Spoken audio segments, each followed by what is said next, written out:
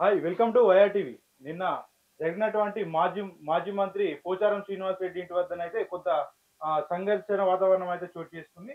దాని గురించి పూర్తి వివరాలు మనతో తెలియజేయడానికి ఈరోజు మనతో బీఆర్ఎస్వి నాయకుడు ఓయూ ఉద్యమ నేత నాగేందర్ అయితే మనతో ఉన్నారు. వారిని అడిగి పూర్తి వివరాలు తెలుసుకునే ప్రయత్నం చేద్దాం. నమస్తే నాగేందర్. అన్న నమస్తే అన్న. నిన్న జరిగినటువంటి సంఘటన ఎట్లా చూడొచ్చు అంట? అన్న నిన్న జరిగినటువంటి సంఘటన అంటే ఇప్పుడు తెలంగాణ భవన్‌లో జయశంకర్ సార్ వర్ధంతి సందర్భంగా విద్యార్థి నాయకులం మా బాల్క సుమన్ అన్న, మా ఉద్యమ నాయకుడు బాల్క సుమన్ అన్న, మా గెల్లుసిరి అన్న, మా ఉద్యమకారులతో మేము పోయి నివాళులర్పించడానికి వెళ్ళామన్న. అంటే ఆహ్, జయశంకర్ గారికి ఆ! వర్ధంతి నివాళులు అర్పించడానికి పోయినామన్న మేము. జయశంకర్ సార్ అంటే గొప్ప నాయకుడు, తెలంగాణ మేధావి. ఆ రోజు తెలంగాణ ఉద్యమ కాలంలో జయశంకర్ సార్ తోడుండి కేసీఆర్ గారికి తెలంగాణకు జరుగుతున్న నష్టాన్ని వివరించిన వ్యక్తి. కేసీఆర్ గారిని ముందుకు పుషప్ చేసిన వ్యక్తి. కేసీఆర్ మీరుంటే ఏదైతే అంటే తెలంగాణ రాష్ట్రం సాధించడంలో తెలంగాణ రాష్ట్రం రావాలంటే కేసీఆర్ నీలాంటి వ్యక్తి ఉండాలి అని చెప్పిన వ్యక్తి, కేసీఆర్ గారికి పుషప్ ఇచ్చిన వ్యక్తి మా సార్ జయశంకర్ గారు. సార్ వర్ధంతి సందర్భంగా నేను భవన్‌లో నిన్న మేము మాకు ప్రోగ్రామ్ పెట్టుకున్నాం, వెళ్ళినాం. ఈ క్రమంలో పోచారం శ్రీనివాస్ రెడ్డి గారిని కలిసిన రేవంత్ రెడ్డి అనే ఫోటో విడుదలైందన్న. హుటాహుటిగా మేమేం చేసినామంటే, మేము గెలిపించుకున్న ఎమ్మెల్యే కదా అన్న పోచారం శ్రీనివాస్ రెడ్డి అనే వ్యక్తి, మేము గెలిపించుకున్న వ్యక్తి.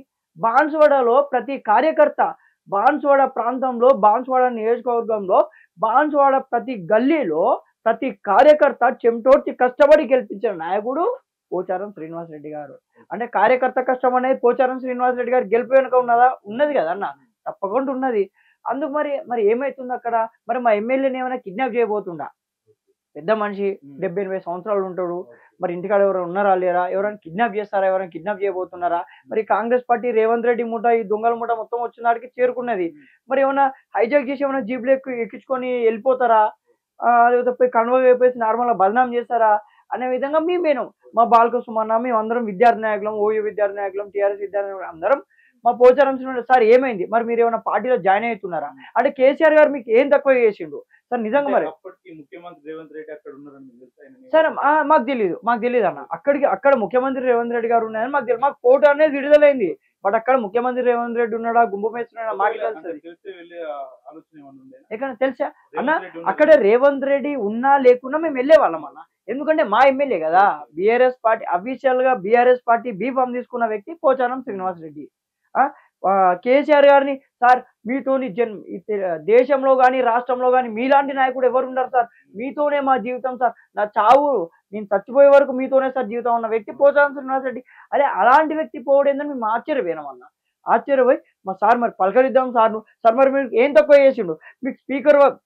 మీకు స్పీకర్ పదవి ఇవ్వడమే తప్ప, మిమ్మల్ని గౌరవించడమే తప్ప, లేదా మిమ్మల్ని రాష్ట్రానికి ఒక వ్యవసాయ శాఖ మంత్రి చేయడమే తప్ప మరి ఎందుకు పోతున్నారు సార్? మీకు వచ్చినటువంటి బాధ ఏమున్నది? మిమ్మల్ని ఏమైనా ప్రలోభాలకి గురి చేస్తున్నారా కాంగ్రెస్ నాయకులు అని చెప్పేసి మేము వెళ్ళినాం అడగనీకి వెళ్తే మా పార్టీ ఎమ్మెల్యే కాడికి పోయి మాకు హక్కు లేదన్నా? మీరే చెప్పండి. మీరు ఒక జర్నలిస్ట్ అన్న, మేము గెలిపించుకున్నామన్నా, మేము వెళ్ళొద్దా? అంటే మాకు వెళ్ళే అవకాశం మాకు ఉంటుంది అన్న. మా party MLA belongs to BRS party. Official గా కేసీఆర్ గారు బీఫామ్ మీద గెలిచిన వ్యక్తి పోచారం శ్రీనివాస్ రెడ్డి.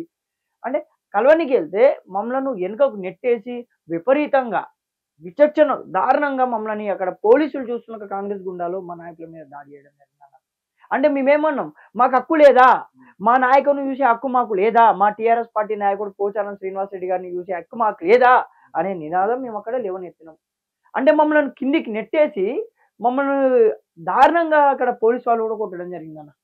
గత కొద్ది రోజుల కింద చూసుకుంటే పోచారం శ్రీనివాస్ రెడ్డి ప్రెస్ మీట్ పెట్టి అంటే పోయే వాళ్ళంతా దొంగలు లంగలని ఆయననే ఇదబోధం చేసిన సందర్భాలు చూసాం. ఇప్పుడు ఆయనే పార్టీ మారింది, ఎట్లా చూడొచ్చు? ఇప్పుడు కూడా ఆయన దొంగ లంగనే కదా ఆయన అన్నాడు, పోయే వాళ్ళందరూ దొంగలు లంగలు అని అన్నాడు. ఈ పోచారం శ్రీనివాస్ రెడ్డి కూడా దొంగ లంగ అంటే అనుకోవచ్చు కదా. పోచారం శ్రీనివాస్ రెడ్డి అన్నాడు, పోయే వాళ్ళందరూ దొంగలు లంగలు, బీఆర్ఎస్ పార్టీని ఎవరు వదిలిపెట్టిపోవద్దని అన్నాడు. అంటే మరి పోచారం శ్రీనివాస్ రెడ్డి గారు కూడా దొంగ లంగనే కదా. పెద్ద వయసున్న వ్యక్తి, గౌరవించాలి. ఈ రోజు కేసీఆర్ గారు కష్టకాలంలో ఉన్నారు. బీఆర్ఎస్ పార్టీ అనేది కష్టకాలంలో ఉన్నది. ఈ రోజు కష్టకాలంలో ఉన్నప్పుడు కేసీఆర్ గారు ఒక రాష్ట్రాన్ని తెచ్చిన నేత, రాష్ట్రాన్ని సాధించిన నేత, ఈరోజు తెలంగాణ రాష్ట్ర ప్రజలందరినీ ఏకం చేసి ఆంధ్ర పెత్తందారుల మీద పోరాటం చేసిన వ్యక్తి కేసీఆర్ గారు అన్న. అలాంటి నాయకుడికి అలా తోడు ఉండాలన్నా వద్దా అన్న? ఈరోజు తెలంగాణ కార్యకర్త ఈరోజు కార్యకర్త ఎడిపోవట్లేనా? నికార్సైన కార్యకర్త ఈరోజు కేసీఆర్ గారికి అండగా ఉన్నారు. నికార్సైన ఉద్యమకారులు, నికార్సైన కార్యకర్త ఈరోజు కేసీఆర్ గారిని వదిలిపెట్టిపోవడం లేదు. మాజీ మంత్రి పోచారం శ్రీనివాస్ రెడ్డి ఏమన్నారంటే వ్యవసాయం మీద చేసే అభివృద్ధి కాంగ్రెస్ పార్టీ ఏదైతే అభివృద్ధి చేస్తుందో దాన్ని చూసే దానికి ఆకర్షితులై నేను ఆ పార్టీలోకి చేరడం జరిగిందని అయితే అన్నారు. ఎట్లా చూడొచ్చు అంటే బొంగుల అభివృద్ధి చేసింది ఇప్పటివరకు వ్యవసాయం మీద కాంగ్రెస్ పార్టీ. రైతులకు ఏం చెప్పినావు? రుణమాఫీ అని చెప్పినావు. ఆ డిసెంబర్ 9వ తారీఖున నా ప్రభుత్వం వచ్చుడుతోనే రుణమాఫీ అన్నావు. ఎక్కడ పోయింది నీ రుణమాఫీ? నీ రుణమాఫీ అని పొంగులేటి శ్రీనివాస్ రెడ్డి, రాజగోపాల్ రెడ్డి అకౌంట్లకు పోయి నీ రుణమాఫీ పైసలు అనేటి. ఏమైంది? రైతు బంధు ఏమైంది? రైతు బంధు ఎప్పుడు ఇచ్చినావు? రైతు బంధు రైతులకు అవసరమైన టైంలో, వాళ్ళకి ఎప్పుడైతే రైతులకు వాళ్ళకు డబ్బులు అవసరమో ఆ టైంలో రైతు బంధు వేయాలి. కానీ నువ్వు నీకు ఇష్టం వచ్చినప్పుడు, నీ గవర్నమెంట్ దగ్గర డబ్బులు ఉన్నప్పుడు నువ్వు రైతు బంధు చేస్తే అట్లా ఎట్లా పాసిబుల్ అయితే? ఏం చేసినావు నువ్వు ఇప్పటివరకు రైతులకు చెప్పు? ఇలా మా హరీష్ రావు గారు సవాల్ విసిరింది కదా, ఏం చేసినావు ఇప్పటివరకు నువ్వు రైతులకు అని నేను అడుగుతున్నా. అంటే దేనికి ఆకర్షితులైండు? అంటే రైతులకు సంబంధించిన 10-20 కోట్ల రైతు బంధును పొంగిలేటి శ్రీనివాస్ రెడ్డి గారు అకౌంట్లో వేసినందుకు ఆకర్షితులైనవా? లేకుంటే మన రాజగోపాల్ రెడ్డి ఆ అకౌంట్లో వేసినందుకు నువ్వు ఆకర్షితులైనవా ఈరోజు? గతంలో చూసుకుంటే సీఎం రేవంత్ రెడ్డి పార్టీ మారే వాళ్ళను రాళ్లతో కొట్టి చంపండి అన్నారు. ఇప్పుడు ఆయన కూడా పార్టీల స్వయంగా ఇంటికెళ్ళి ఆహ్వానించడం పట్ల ఎట్లా చూడొచ్చు అంటే అంటే ఇప్పుడు రేవంత్ రెడ్డి పోచారం శ్రీనివాస్ రెడ్డిని రాళ్లతో కొట్టి చంపమంటానా? అంటే పార్టీ మారే వాళ్ళనే రాళ్ళతో కొట్టి చంపండి, లేకపోతే లావులో తొండలు తోరిస్తామన్నాడు. అంటే ఇప్పుడు పోచారం శ్రీనివాస్ రెడ్డి గారికి లావులో తొండలు తోరిస్తారు అన్న రేవంత్ రెడ్డి? అంటే నేను పోయి తొండలు తోరిచ్చినాడు లావులో, నాకు అదే అర్థమవుతుంది. అంటే ఆ రోజు ఏమన్నాడంటే బాన్సువాడకు పోయి, ఈ బాన్సువాడలో ఒక దున్నపోతున్నది, మనం చూస్తుంటే జనాలు అంటే ఊళ్ళల్లో మనం మైసమ్మకు దున్నపోతులను వదులుతాం, ఆ దున్నపోతుల ఆంబోతు లాంటి పోచారం శ్రీనివాస్ రెడ్డి కొడుకులు ఉన్నారు ఇక్కడ అన్నారు. అంటే ఆంబోతునే తీసుకున్నావు కదా, ఆ దున్నపోతునే తీసుకున్నావు కదా రేవంత్ రెడ్డి ఈరోజు. ఓకే. కాంగ్రెస్ పార్టీ చూసుకున్నట్టయితే బీఆర్ఎస్ ప్రభుత్వం అంటే బీఆర్ఎస్ పని అయిపోయింది. బీఆర్ఎస్ పార్టీ మొత్తం తుంగలో ఎక్కిపోయింది. ఈ రోజు ఇక కేసీఆర్ పతనం అయిపోయి జైలుకి వెళ్తాడు అంటున్నారు. ఎట్లా చూడొచ్చు? నీకు దమ్ము ధైర్యం ఉంటే, నువ్వు నిజంగా ఒక నాయకునివి అయితే రేవంత్ రెడ్డి కేసీఆర్ ముట్టుకో. నీకు దమ్ముంటే కేసీఆర్ ముట్టుకో. బీఆర్ఎస్ పార్టీ పతనం అయిందో కాలేదో నీకు కేసీఆర్ ముట్టుకున్నాక తెలుసు. కేసీఆర్ జైలుకు పోతాడు, బీఆర్ఎస్ పార్టీ పతనం అయిపో. నువ్వేమన్నా సునీల్ కొనుగోలువా? లేకుంటే నువ్వేమన్నా పెద్ద మేధావివా? బీఆర్ఎస్ పార్టీ పతనం అయిపోయింది, ఆ పార్టీ పతనం అయిపోయింది, ఈ పార్టీ పతనం అయిపోయింది. పరిపాలన చేయరా బాయ్ అంటే బీఆర్ఎస్ పార్టీ పతనం అయిపోయింది, లిక్కర్ స్కాము, ఆ స్కాము, ఈ స్కామ్ అని చెప్పేసి, లేకపోతే కొత్త బీర్లను ప్రవేశపెడుతున్నావు. విద్యాశాఖ మంత్రి రెడ్డి ఈరోజు రాష్ట్రానికి. అంటే బీఆర్ఎస్ పార్టీ ఎట్లా పతనం అయిపోతుంది? కార్యకర్తలు ఉన్నారు ఈరోజు బీఆర్ఎస్ పార్టీ వెంట, కార్యకర్తలు ఉన్నారు, నికార్సైన కార్యకర్తలు. ఏ కార్యకర్త జాయిన్ అయ్యాడు నీ పార్టీలో? ఈరోజు నీకు సంబంధించిన వ్యక్తులు జాయిన్ అయ్యారు కదా. ఈరోజు కేసీఆర్ గారిని నమ్ముకున్న కార్యకర్త, టీఆర్ఎస్ పార్టీని నమ్ముకున్న కార్యకర్త, టీఆర్ఎస్ పార్టీ సిద్ధాంతాలను నమ్ముకున్న కార్యకర్త, ఈరోజు కేసీఆర్ గారు అంటే అభిమానం ఉన్న కార్యకర్త ఈరోజు ఒక్కరు కూడా పార్టీ చేంజ్ కావాలన్న. బీఆర్ఎస్ పార్టీ పతనం అనేది ఎవరి వల్ల కాదు.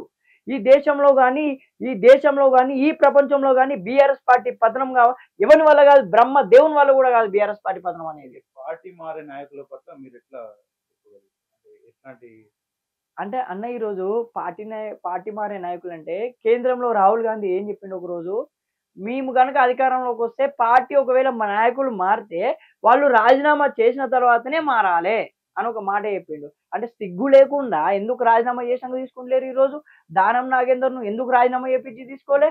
పోచారం శ్రీనివాస్ రెడ్డిని ఎందుకు రాజీనామా చేసి తీసుకోలే? భద్రాచలం ఎమ్మెల్యేను ఎందుకు రాజీనామా చేపించి తీసుకోలే?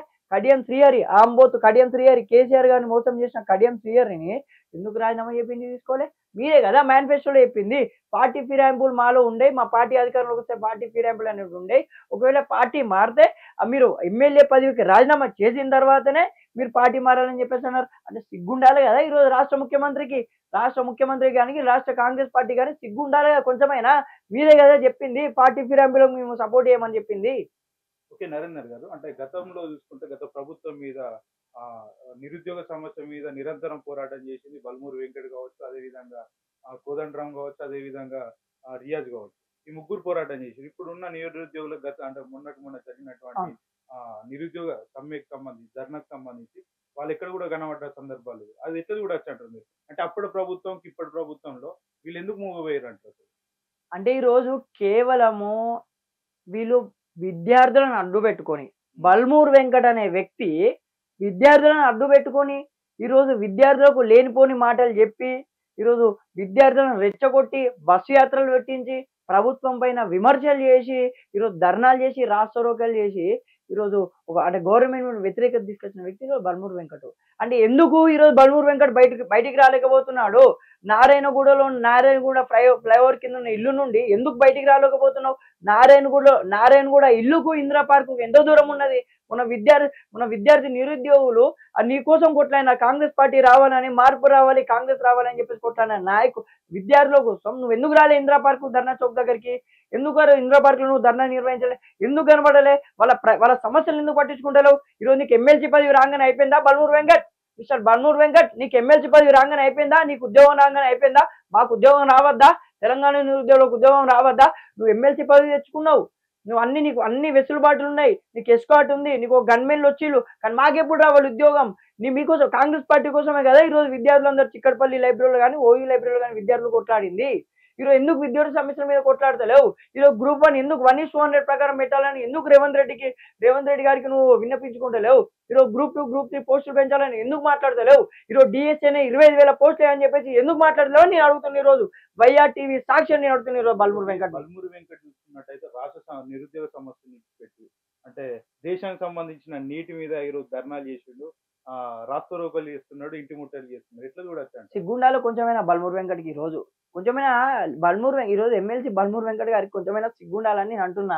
ఎందుకంటే తెలంగాణ రాష్ట్ర నిరుద్యోగులు రోడ్డెక్కి అయ్యో వాయ్యో వావో అని మొత్తం ఏడుస్తుంటే వాళ్ళు ఇంతవరకు నువ్వు వాళ్ళ గురించి స్పందించకుండా పెద్ద పోటుమోగం లెక్క నువ్వు నీట్ ఎగ్జామ్ గురించి హిమాయత్ నగర్ ధర్నాలు చేయడం చాలా సిగ్గుచేటు.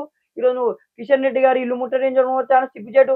నీకు దమ్ముంటే టీజీపీఎస్సీని ముట్టడించు. నీకు దమ్ముంటే మిస్టర్ బల్మూరు వెంకట్ నిజంగా నువ్వు నిరుద్యోగుల పక్షాన ఉంటే, నిజంగా నువ్వు ఈరోజు ప్రభుత్వాలు విద్యార్థులను మోసం చేస్తున్నాయంటే నిజంగా నువ్వు విద్యార్థి నాయకుడు అయితే రేవంత్ రెడ్డి ఇల్లు ముట్టడించు, బట్టి విక్రమార్క ఇల్లు ముట్టడించు, పిఎస్సీని ముట్టడించు. ఈరోజు నువ్వు నీకు దమ్ముంటే నువ్వు నీట్ పేపర్ కోసం ఏదైతే ధర్నాలు రాష్ట్రోకలు చేసినావో, నీట్ పేపర్ లీక్ కోసం నువ్వు ఏదైతే కిషన్ రెడ్డి గారి ఇల్లు ముట్టడించినావో, నువ్వు అదే తరహాలో నువ్వు నిజంగా నాయకుడు అయితే మన రేవంత్ రెడ్డి ఇల్లు ముట్టడించు, నువ్వు సెక్రటేరియట్ ముట్టడించు, రేవంత్ రెడ్డి ఇల్లును ముట్టడించు, బట్టి విక్రమార్క ఇల్లును ముట్టడించు, టీజీపీఎస్సీని ముట్టడించని ఈరోజు నేను అడుగుతున్నా. ఎందుకు నువ్వు ఈరోజు తెలంగాణ విద్యార్థి నిరుద్యోగుల పక్షాన మాట్లాడలేవు? ఆ రోజు వాడుకున్నావు కదా, ఆ రోజు విద్యార్థులను ప్రొవ్వు చేసి ఈరోజు కేసీఆర్ గారి మీద లేనిపోని మాటలు చెప్పినావు కదా. ఎందుకు ఆ రోజు నువ్వు ఈటెల రాజేందర్కి అమ్ముడు పోయినావు కదా హుజరాబాద్ బై ఎలక్షన్స్ లో? ఎందుకు నువ్వు ఈ రోజు విద్యార్థుల పక్షాన మా పక్షాన మాట్లాడతలేవు అని నేను అడుగుతున్నా. 6 గ్యారెంటీలకు సంబంధించి చూసుకుంటే ప్రభుత్వం ఏర్పాటైనాక 100 రోజుల్లోనే 6 గ్యారెంటీలు అమలు చేస్తామని రేవంత్ రెడ్డి అయితే చెప్పింది. ఇప్పుడు 160 రోజులు కావస్తుంది ప్రభుత్వం ఏర్పడి. ఇప్పటి వరకు కూడా ఒక్క గ్యారెంటీ ఏది మహిళలకు ఉచిత ప్రయాణం తప్ప మిగతాది కూడా పూర్తి మొత్తంలో అమలు కాని పరిస్థితి ఏర్పడింది. దాన్ని ఎట్లా చూడొచ్చు అంటారు? 6 గ్యారెంటీలు అనేటి 500 సంవత్సరాలైనా సరే కానీ 6 గ్యారెంటీలు తెలంగాణ రాష్ట్రంలో అమలు కావు. ఈరోజు తెలంగాణ రాష్ట్ర ప్రజలకు కాంగ్రెస్ పార్టీ నమ్మిన వ్యక్తులకు చెప్తున్నా నేను, 6 గ్యారెంటీలు 420 హామీలు అనేటి 500 సంవత్సరాలైనా సరే కానీ అమలు కావు. అవి ఎక్కడి నుండి తెచ్చి అమలు చేస్తావు ఆ గ్యారెంటీలు? నువ్వు లేనిపోని మాటలు చెప్పి ప్రజలకు, జనాలకు, విద్యార్థి నిరుద్యోగులకు లేనిపోని మాటలు చెప్పి 6 గ్యారెంటీలు వేసాడు. ఒక బస్సు ఇంప్లిమెంట్ చేసుడుతో అయిపోతుందా? అంటే బస్సు ఇంప్లిమెంట్ చేసినావు, దాని తరహాలో బస్సులు పెట్టాలి కదా అన్న. ఈ రోజు నువ్వు బస్సులు అయితే ఇంప్లిమెంట్ చేసినావు, సరే ఫ్రీ బస్ స్కీమ్ అనేది ఒక వచ్చిరాని స్కీమ్, అసలు అది పనికి రాని స్కీమ్. ఈరోజు ఫ్రీ బస్ స్కీమ్ అనేది ఇంప్లిమెంట్ చేసినావు. దాని తరహాలో ఎన్ని బస్సులు పెంచినావు నువ్వు? 1000 బస్సులు పెంచినావా? 2000 బస్సులు పెంచినావా? అదనంగా ఈ రోజు మహిళలు బాధపడుతున్నారు అన్న. ఈ రోజు రోడ్ల మీద వాళ్ళకు వాల్యూ లేదు. ఈ రోజు వాళ్ళకు బస్సు కండక్టర్లు కానీ, బస్సు డ్రైవర్లు కానీ, ఈ రోజు అక్కలను చెల్లెలను ఈరోజు తెలంగాణ మహిళలు కానీ చాలా చీప్ గా చూస్తున్నారు. ఈరోజు రోడ్ల మీద వాళ్ళ ఆపే ప్రసక్తి అంటే ఈరోజు మహిళలు అంటే చాలా చీప్ అయిపోయినారు. కేవలం కాంగ్రెస్ పార్టీ వల్ల, రేవంత్ రెడ్డి వల్ల, ఈ కాంగ్రెస్ పార్టీ పెట్టిన ఫ్రీ బస్ వల్ల ఈరోజు తెలంగాణ మహిళా లోకాన్ని ప్రతి ఒక్కరు చాలా చీప్ ఫెలోస్ గా చూస్తున్నారు అని అడుగుతున్నారు. ఈరోజు ఎక్కడ మహిళకు ఆ రోజు కేసీఆర్ గారి ప్రభుత్వంలో ఎక్కడ మహిళ ఉన్నా సరే అర్ధరాత్రి ఎక్కడ ఆపినా సరే బస్సును ఈరోజు బస్సు ఆపి మరీ ఎక్కించుకునే ఆ పరిస్థితి ఉండే. ఈరోజు మహిళా రక్షణ ఉండే తెలంగాణ రాష్ట్రంలో. కానీ ఈరోజు బస్సులో ఆడవాళ్ళు మహిళలు కొట్టుకునే పరిస్థితి వస్తుంది, మహిళలు తిట్టుకునే పరిస్థితి వస్తుంది. ఈరోజు బస్సులు లేవు. ఈరోజు ఫ్రీ బస్సుల పేరిట ఈరోజు పురుషులు కూడా బాధపడుతున్నారన్న. ఈరోజు మహిళలు ఎంత సఫర్ అవుతున్నారో అట్ ద సేమ్ టైం ఈరోజు పురుషులు కూడా చాలా బాధపడుతున్నారు.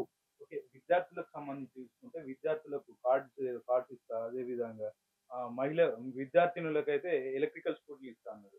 అది ఇప్పటి వరకు ఏమన్నా ఎవరికన్నా వచ్చినాయంటారా? ఇంతవరకు తెలంగాణ రాష్ట్రంలో కాంగ్రెస్ పార్టీ వచ్చిన తర్వాత ఒక్క హామీ అయినా నెరవేరిందా అన్న? ఈ రోజు సంవత్సరానికి 2 లక్షల ఉద్యోగాలు అన్నావు. సంవత్సరానికి 2 లక్షల ఉద్యోగాలు ఇవ్వకుంటే తెలంగాణ రాష్ట్ర విద్యార్థి నిరుద్యోగులు బట్టలు కూడా తీసి నీ లావులో తొండలేస్తారని హెచ్చరిస్తున్నా ఈ రోజు నేను. సంవత్సరానికి 2 లక్షల ఉద్యోగాలు ఇవ్వకుంటే బీఆర్ఎస్ పార్టీ విద్యార్థి నాయకుల తెలంగాణ నిరుద్యోగుల పక్షాన ఉంటాయని తెలియజేస్తున్నా. నువ్వు సంవత్సరానికి విద్యార్థులకు ఇస్తున్న మహిళలకు ఈరోజు ఏదైతే స్కూటీలు ఇస్తానో, ఈరోజు కార్డ్స్ ఇస్తానో, ఈరోజు సంవత్సరానికి 2 లక్షల ఉద్యోగాలు, ఈరోజు ఫ్రీ స్కూటీలు ఇవ్వకుంటే బీఆర్ఎస్ పార్టీ పక్షాన బీఆర్ఎస్ పార్టీ నాయకులు, బీఆర్ఎస్ పార్టీ విద్యార్థి నాయకులు ప్రతి ఒక్కరు ఈరోజు ప్రభుత్వాన్ని ప్రశ్నిస్తారని నేను అడుగుతున్నా. ఈరోజు ఎక్కడున్నావు? ఈరోజు నీ ఇదే వైఆర్ టీవీ సాక్షి అడుగుతున్నావు. నువ్వు ఎవరికి స్కూటీ ఇచ్చినావు ఇంతవరకు? 2,500 రూపాయలు ఏ మహిళకి ఇచ్చినావు అని అడుగుతున్నా మిస్టర్ రేవంత్ రెడ్డి.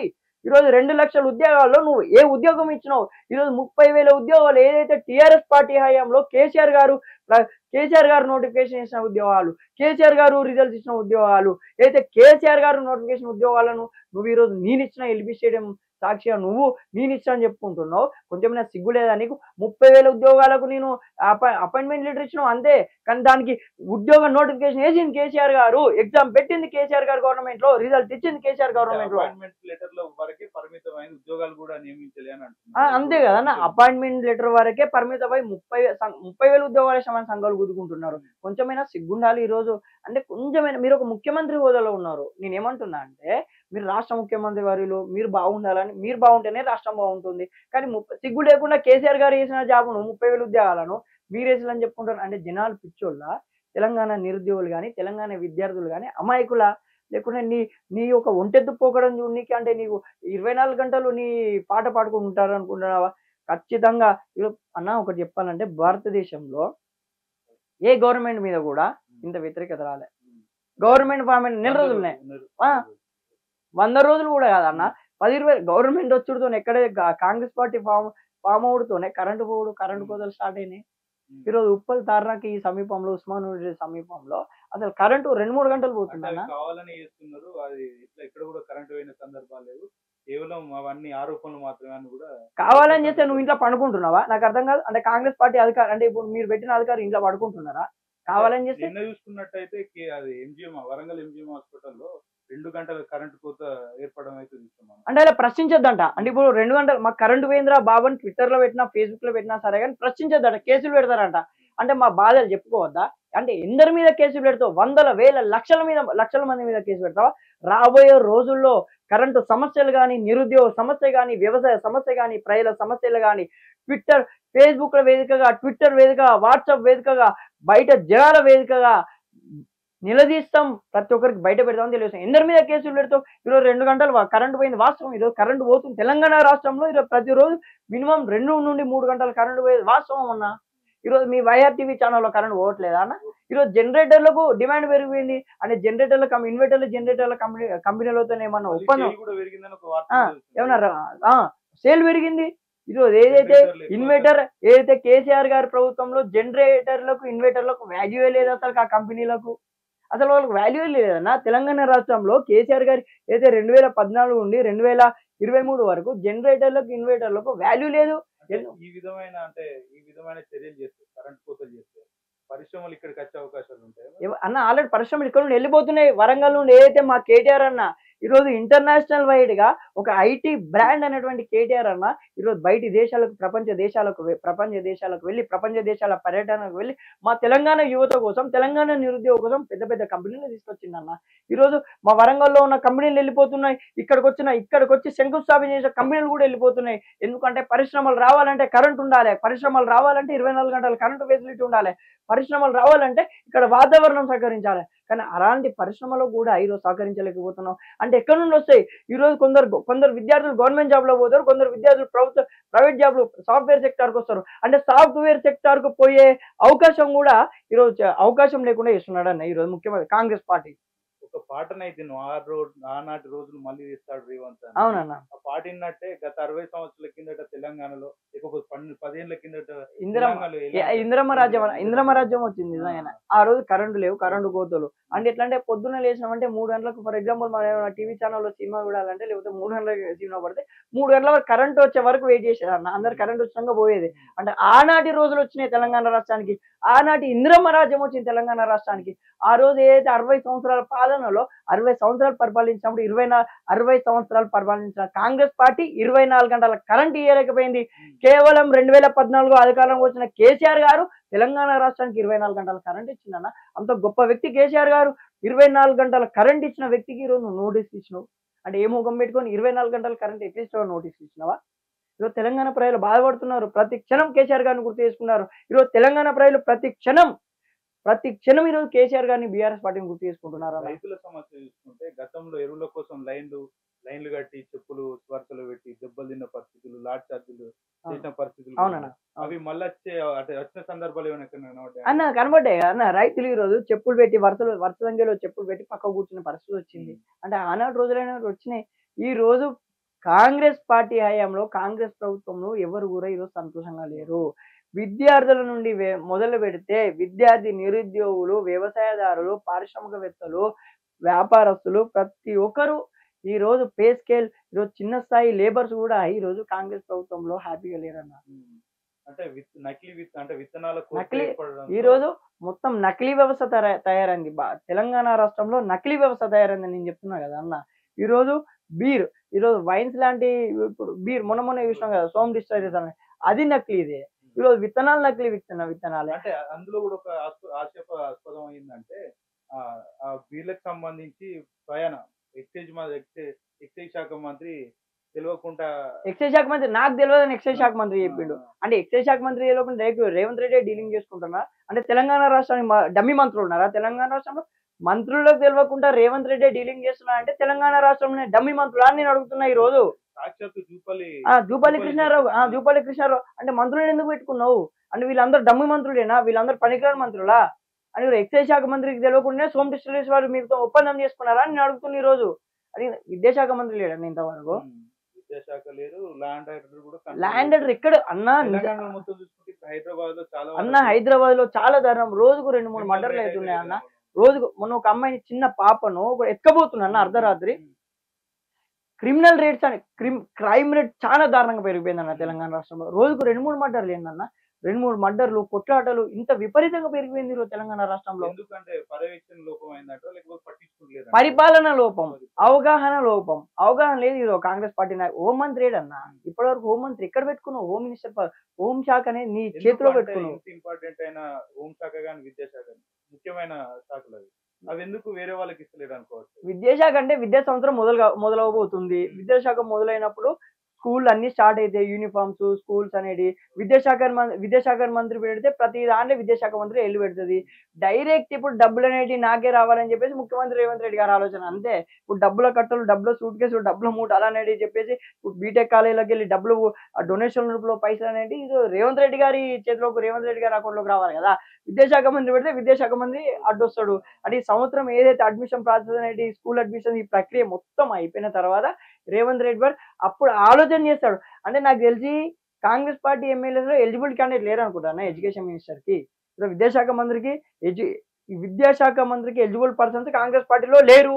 అందుకని ఇప్పటి వరకు నువ్వు విద్యాశాఖ మంత్రిని పెడతలేవు. అంటే హోం మంత్రిని ఎందుకు పెడతావు? నీ చెప్పు చేతుల్లో పెట్టుకున్నావు హోం మంత్రిని. అంటే పోలీస్ వ్యవస్థ నీ గుప్పట్లో ఉండాలి. పోలీస్ వ్యవస్థ నువ్వు చెప్పిందన్నా ఇల్లాలే. పోలీస్ వ్యవస్థ బీఆర్ఎస్ పార్టీ నాయకుల మీద దాడులు చేయాలనే కదా ఈరోజు నువ్వు విద్యాశాఖ మంత్రిని ప్లస్ మళ్ళీ ఈ హోం మంత్రిని పెట్టండి. ఓకే, కేటీఆర్ అయినా హరీష్ రావుల మీద పదే విమర్శలు చేస్తున్నారు.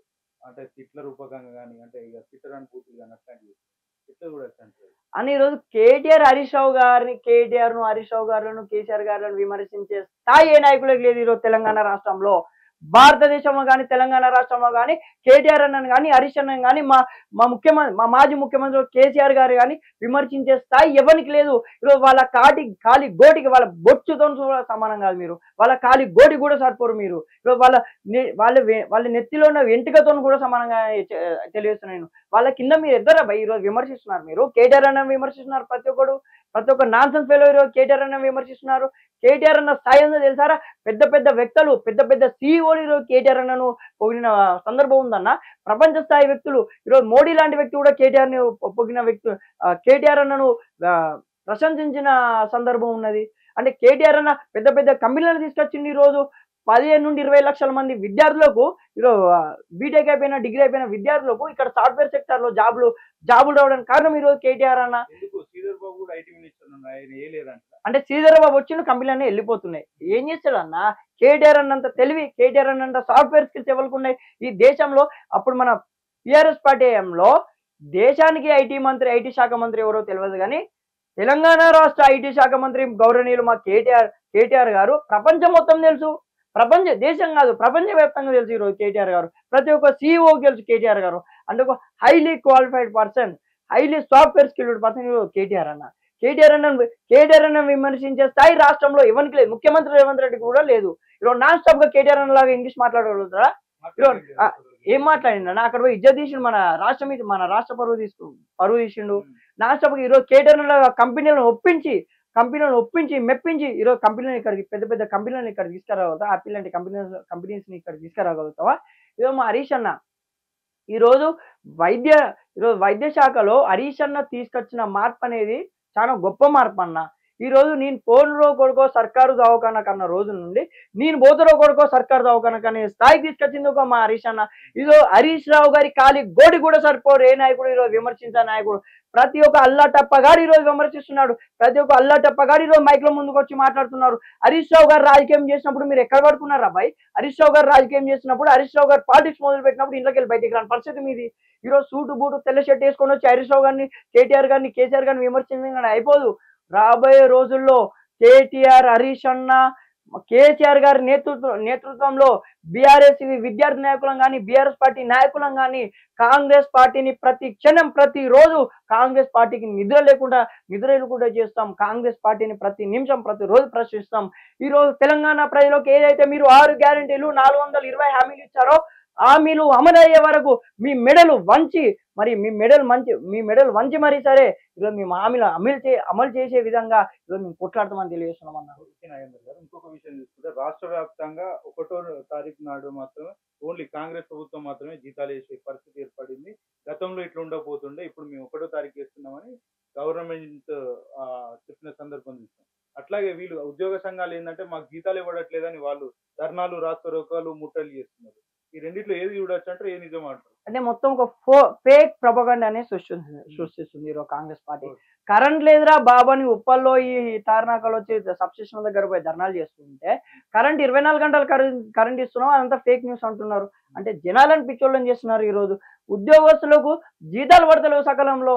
ఉద్యోగస్తులకు జీతాలు పడిపోయినా సరే కానీ మేము 1వ తారీఖునే జీతాలు ఇస్తున్నాం అంటున్నారు. ఈరోజు ఎక్కడ ఇచ్చినావు నువ్వు? ఏ ఉద్యోగికి ఇచ్చినావు జీతాలు? ఈరోజు కరెంటు పోతలేదా? నిజంగా మీ కాంగ్రెస్ పార్టీ మీటింగ్లలోనే కరెంట్ పోతుంది కదా. ఈరోజు దేనికి నిదర్శనం, దేనికి సంకేతం? ఈరోజు తెలంగాణ ప్రజలందరూ కేసీఆర్ గారిని గుర్తు చేసుకుంటున్నారు. ఈరోజు తెలంగాణ ప్రజలందరూ బీఆర్ఎస్ పార్టీని ఎందుకు కోల్పోయినామరా బాబాని గుర్తు చేసుకుంటున్నారు అన్న. అంటే వాస్తవం కదా. ఉద్యోగస్తులకు ఎక్కడ పడుతున్నాయి జీతాలు? పడట్లే కదా అన్న. ఈరోజు కరెంటు కోతలు లేవా తెలంగాణ రాష్ట్రంలో? తెలంగాణ రాష్ట్ర వ్యాప్తంగా కరెంటు కోతలు ఉన్నాయి. ఈరోజు మీ కాంగ్రెస్ పార్టీ మీ మినిస్టర్ క్వార్టర్స్ లోనే ఇన్వర్టర్లు పెట్టుకునే పరిస్థితి. కాంగ్రెస్ పార్టీ ముఖ్యమంత్రి ఇంటి దగ్గరనే జనరేటర్ ఉన్న పరిస్థితి. ఈరోజు ప్రతి పోలీస్ స్టేషన్ కి నీళ్ళ ట్యాంక్ వచ్చే పరిస్థితి కూడా ఉన్నదన్న. ఈరోజు కరెంటు లేక water source, ground level water source అని తగ్గిపోయి ఈరోజు నీళ్లు కూడా తెచ్చుకునే పరిస్థితి. ఎక్కడ కరెంటు లేక నీళ్లు కూడా వస్తలేవు కదా, బోర్డు కూడా నడతలేవు కదా. ఈరోజు మీ ప్రభుత్వ కార్యాలయాలకు అంటే కాంగ్రెస్ పార్టీ వచ్చి నుండి ప్రభుత్వ కార్యాలయాల్లో ట్యాంకర్ల విలువ పెరిగిపోయింది. ప్రభుత్వ కార్యాలయాల్లో జనరేటర్ల, హాస్పిటళ్లలో ప్రభుత్వ కార్యాలయాల్లో ఇన్వర్టర్ల విలువ వాల్యూ అనేది పెరిగిపోయింది. ఏదైతే కేసీఆర్ గారు ఇన్వర్టర్ లేని తెలంగాణ రాష్ట్రాన్ని చూడాలనుకున్నాడో ఇన్వర్టర్ కంపెనీలు పెరిగేలా తెలంగాణ రాష్ట్రాన్ని తీసుకొచ్చి ఆ స్థాయికి తీసుకొచ్చింది, దిగదార్చింది రేవంత్ రెడ్డి. కాంగ్రెస్ పార్టీ చూసుకుంటే ఇప్పుడు నీటి సమస్య, కాళేశ్వరం సంబంధించి మొత్తం దేనికి పనికిరాదు, మొత్తం దాన్ని కూల్చేయాలన్నట్టు ఆరోపణలు చేశారు. ఇప్పుడు చూసుకుంటే డిస్ట్రిక్ట్ గోష్ కమిటీ అయితే ఏమని చెప్పిందంటే దాన్ని రిపేర్ చేసుకుని మళ్ళీ వాడచ్చు అని చెప్పింది. వీళ్ళు అంటే ఇప్పుడు ఏమంటున్నారంటే అది రిపేర్ చేస్తే వాడుకుందాం, మళ్ళీ వాడుకుందాం అని చెప్తున్నారు. ఎట్లా చూడొచ్చు అంటారు ఇది? అంటే ముందుగా ఫెయిల్యూర్ అంటే ఇక్కడ ఫెయిల్యూర్ అనేది ఏంటంటే కేసీఆర్ గారిని ఫెయిల్యూర్ చేయాలి తెలంగాణ రాష్ట్రంలో అని చెప్పేసి కాంగ్రెస్ పార్టీ ఉద్దేశం. కాంగ్రెస్ పార్టీ ఉద్దేశం కాదు. ఈ కేసు అయితే ఈ రేవంత్ రెడ్డి గురువర్యులు అనే చంద్రబాబు గారి ప్రీ ప్లాన్ తో కాంగ్రెస్ పార్టీ ఉద్దేశం ఇది కేసీఆర్ గారిని ఫెయిల్ చేయాలని. కానీ ఈరోజు కాళేశ్వరం పనికిరాదన్నావు. అక్కడ కొండ సురేఖ గారు పోయి మల్లన్న సాగర్ నుండి ఇంతమంది 2 టీఎంస్ నీళ్లు విడుదల చేసామన్నారు. అంటే కాళేశ్వరం పనికిరాని కాళేశ్వరం జోలికి మళ్ళీ ఎందుకు పోతున్నారు? ఈరోజు కేవలం కాంగ్రెస్ పార్టీ కేవలం కాళేశ్వరం రిపేర్ల పేరుతోనే ఈరోజు మళ్ళీ రీడిజైన్ల పేరుతోని రిపేర్ల పేరుతోని లక్షల కోట్లు మళ్ళీ దానికి కేటాయించాలని చెప్పేసి ఈరోజు కాంగ్రెస్ పార్టీ ప్రయత్నిస్తుంది తప్ప ఈరోజు కాళేశ్వరం అనే ప్రాజెక్టు ప్రపంచంలోనే అతిపెద్ద లిఫ్ట్ ఇరిగేషన్ ప్రాజెక్ట్ అన్న ఈరోజు కాళేశ్వరం ప్రాజెక్టు. కేసీఆర్ లాంటి గొప్ప వ్యక్తి, కేసీఆర్ లాంటి మేధావి కాళేశ్వరం ప్రాజెక్టును తీసుకొచ్చిందంటే తెలంగాణ కాళేశ్వరం ప్రాజెక్టు ఒక విలువ ఇప్పుడు కానీ భవిష్యత్తులో కానీ భవిష్యత్తు తరాలకు కానీ తెలంగాణ రాష్ట్ర ప్రజలకు తప్పకుండా తెలుస్తుంది కాళేశ్వరం ప్రాజెక్టు విలువ. ఇదో కాంగ్రెస్ పార్టీ విమర్శించడానికి సరిపోదు. కాళేశ్వరం ప్రాజెక్టు వాళ్ళ లక్షల ఎకరాలు నీళ్లు పారినాయి ఈరోజు కాళేశ్వరం ప్రాజెక్టు ద్వారా. ఒక గమ్మత్తైన విషయం ఏంటంటే రాష్ట్ర వ్యాప్తంగా చూసుకుంటే రేవంత్ రెడ్డి ఏమో చంద్రబాబు నాయుడు చెప్పినట్టు వింటాడు, చంద్రబాబు నాయుడు ఏమో మోడీ చెప్పినట్టు వింటాడు. ఇప్పుడు రేవంత్ రెడ్డి రాహుల్ గాంధీ చెప్పినట్టు వింటాడు అనుకోవచ్చా, మోడీ చెప్తే వింటాడు అనుకోవచ్చా? అన్న అభివృద్ధి రీసెంట్ గా పెద్దన్న పాత్ర వహించాలని కూడా అన్నారు కదా. బడాబాయ్ చోటాబాయ్ అని ఈరోజు రేవంత్ రెడ్డి అనే వ్యక్తి రాహుల్ గాంధీ చెప్పిన మాట వినడు, చంద్రబాబు నాయుడు మోడీ చెప్పిన మాట వింటాడు అన్న 100%. అది పక్కా అంట. అది 100% పక్కా కదా అన్న. ఈరోజు రాహుల్ గాంధీ చెప్పిన మాట నువ్వు ఎక్కడ విన్నావు? పార్టీ ఫిరాయింపులకు మా పార్టీలో చోటు లేదన్న రాహుల్ గాంధీ మాట నువ్వు విన్నావా? అలా రాహుల్ గాంధీ మాట నువ్వు వింటే నిన్న పోచారం శ్రీనివాస్ రెడ్డిని తీసుకోబోదు, దానం నాగేందర్ను తీసుకోబోదు, భద్రాచలం ఎమ్మెల్యేని తీసుకోబోదు, కడియం శ్రీహరిని తీసుకోబోదు. ఇక నువ్వు రాహుల్ గాంధీ గారి మాట వింటే. ఓకే నాగేందర్ గారు, చివరిగా ఏం చెప్పాలనుకుంటున్నారు జనాలు, అంటే ప్రజలు తెలంగాణ వ్యాప్తంగా ఉన్న తెలంగాణ సమాజానికి ఎలాంటి సందేశం ఇవ్వాలనుకుంటున్నారు? ఏం లేదన్న ఈరోజు తెలంగాణ సమయానికి ఏం సందేశం ఇవ్వాలనుకుంటా అంటే ఈరోజు కాంగ్రెస్ పార్టీ అనేది భౌతిక దాడులకు దిగుతుంది. ఈరోజు విచక్షపూరితంగా చాలా దారుణంగా ఈరోజు ప్రశ్నించిన వ్యక్తుల మీదకి దాడులకు దిగుతుంది. తెలంగాణ ప్రజలందరూ దయచేసి గమనించండి. ఈరోజు కాంగ్రెస్ పార్టీ చేస్తున్న అరాచకాలను గమనించండి. ఇంకోటి ఏంటంటే ఈరోజు కాంగ్రెస్ పార్టీ ముఖ్యమంత్రి వర్యులైన రేవంత్ రెడ్డి గారు కానీ కాంగ్రెస్ పార్టీ కానీ ఈరోజు అక్కడ ఉన్నటువంటి ఢిల్లీ నుండి రాహుల్ గాంధీ గారు కానీ ఏదైతే మీరు వచ్చి తెలంగాణ నిరుద్యోగుల కోసం మాట్లాడారో, ఏదైతే మీరు తెలంగాణ ప్రజల కోసం మాట్లాడారో, ఏదైతే మీరు ఇచ్చినటువంటి 6 గ్యారెంటీలు 420 హామీలు వెంటనే తక్షణమే అమలు చేసే ప్రయత్నం మీరు చేయండి. ఎందుకంటే మీరు ఏదైతే మేనిఫెస్టోలో పెట్టిన హామీలే కదా ఈరోజు మేము అడుగుతున్నది. హామీలు అమలు చేయండి. ఈరోజు మీ పార్టీ మీద మీ మీద కన్సర్న్ ఉండాలంటే తెలంగాణ ప్రజలకు ఈరోజు ఒక విద్యార్థి నాయకుడుగా, ఒక ఉస్మాన్ యూనివర్సిటీలో చదువుకున్న బీఆర్ఎస్ విద్యార్థి నాయకుడుగా ఈరోజు కాంగ్రెస్ పార్టీ నాయకులకు చెప్తున్నాం. ఈరోజు కాంగ్రెస్ పార్టీ ముఖ్యమంత్రి వర్యులకు చెప్తున్నాం. ఈరోజు ప్రజాస్వామ్యంలో భౌతిక దాడులకు చోటు లేదు, భౌతిక దాడులకు తావు లేదు. భౌతిక దాడులు చేయకుండా ఈరోజు లా ప్రకారం పోండి. అంతే తప్ప ఈరోజు ఎవరు పడితే ఎవరు క్వశ్చన్ చేస్తే ఎవరు ప్రశ్నిస్తే వాళ్ళ మీద కేసులు పెట్టడం ఇది చాలా తప్పని తెలియజేస్తున్నా. రాబోయే రోజుల్లో మీరు కూడా ఇలాంటి పరిస్థితి ఎదుర్కొనే పరిస్థితి వస్తుందని నేను తెలియజేస్తున్నా. చూశారు కదా నాగేందర్ గారు ఇప్పటిదాకా చెప్పింది ఏంటంటే తెలంగాణ వ్యాప్తంగా ప్రజల తరపున అయితే బీఆర్ఎస్ ప్రభుత్వం కానీ ఇటు విద్యార్థి సంఘ నాయకులు కానీ వారి తరపున పోరాడతామని, నిరంతరం వారి కోసం పోరాడే ప్రయత్నం చేస్తామని చెప్పారు.